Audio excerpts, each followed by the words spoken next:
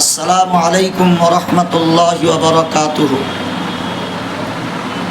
আমি মুফতি আমিন উদ্দিন, সাধারণ সম্পাদক জমিয়ত উলামা হিন্দ দক্ষিণ 24 পরগনা। দক্ষিণ 24 পরগনা জমিয়ত উলামা হিন্দের জেলা কমিটির তত্ত্বাবধানে পরিচালিত সমস্ত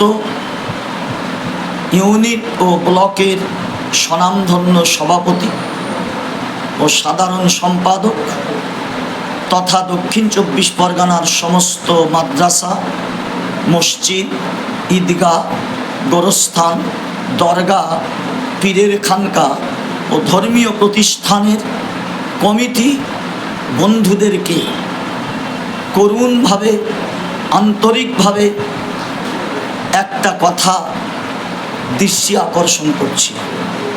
আপনারা সবাই জানেন, বর্তমান কেন্দ্রীয় সরকার অক্ষ সংশোধনী বিল, যেটা মুসলমানদের অক্ষ সম্পত্তির উপরে সংবিধান বিরোধী একটা আক্রমণাত্মক হস্তক্ষেপ, অত্যন্ত ভয়ঙ্কর একটা সিদ্ধান্ত। এই সিদ্ধান্ত পার্লামেন্টে তারা পাশ করতে সক্ষম হয়েছে। এখনো সংকটময় ভয়ঙ্কর পরিস্থিতিতে একদিন ব্রিটিশের বিরুদ্ধে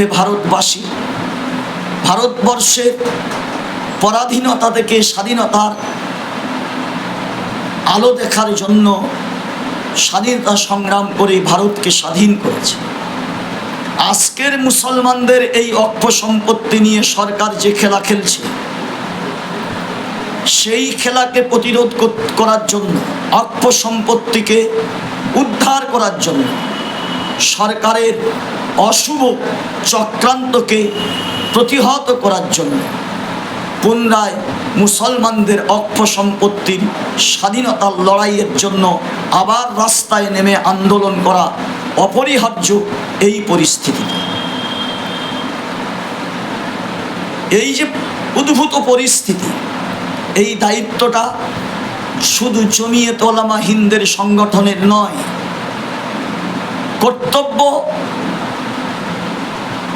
মনে করে জমিয়ত উলামা হিন্দ বা অন্যান্য কিছু সংগঠন সে নিয়ে সরব হচ্ছেন, আন্দোলন করছেন।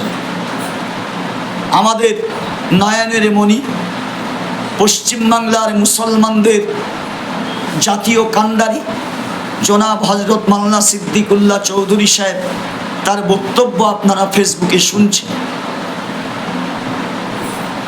এখনো অবস্থায় দক্ষিণ 24 পরগনার প্রত্যেকটা মাদ্রাসা, মসজিদ, ঈদগাহ, গোরস্থান কমিটির ভাইদের কাছে করুণ আবেদন যে আপনারা এই কালা কানুন, অক্ষ সংশোধনী বিলের বিরুদ্ধে জোরালোভাবে, শান্তিপূর্ণভাবে প্রতিবাদ সভা বিভিন্ন জায়গায় আপনারা করুন।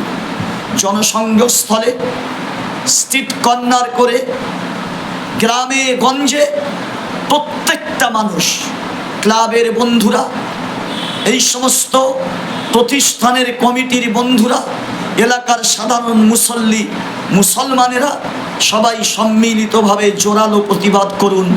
সংবিধানকে সামনে রেখে শান্তিপূর্ণভাবে এর প্রতিবাদ করার জন্য আমাদের উপনেতৃত্ব নির্দেশ জারি করেছেন।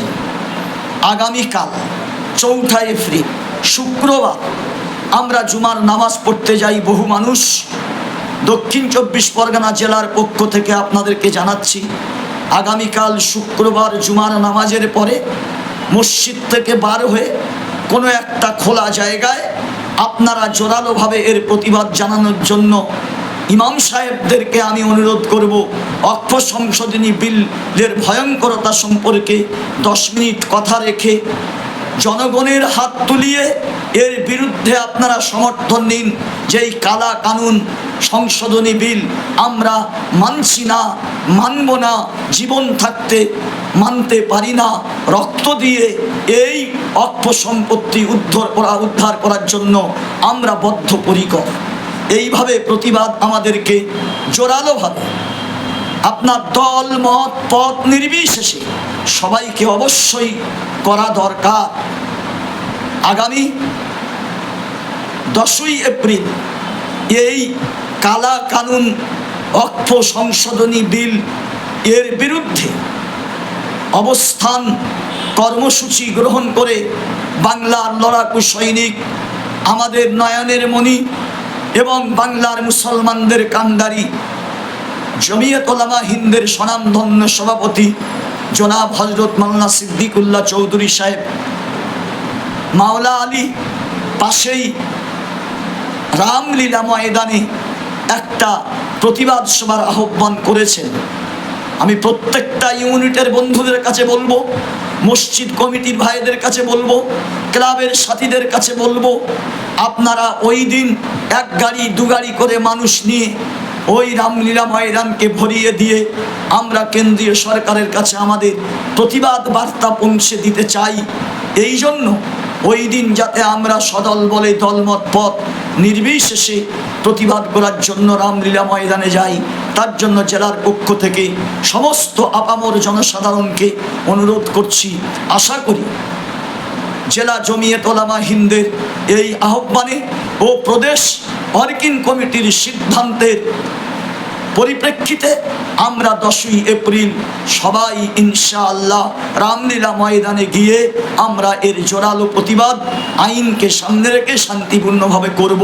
আল্লাহ পাক আমাদের সবাইকে সচেতন সজাগ হয়ে সুমতি সঙ্গে জীবন যাপন করার তৌফিক দান করুক। আমিন। ওয়া আখির দাওয়ানা।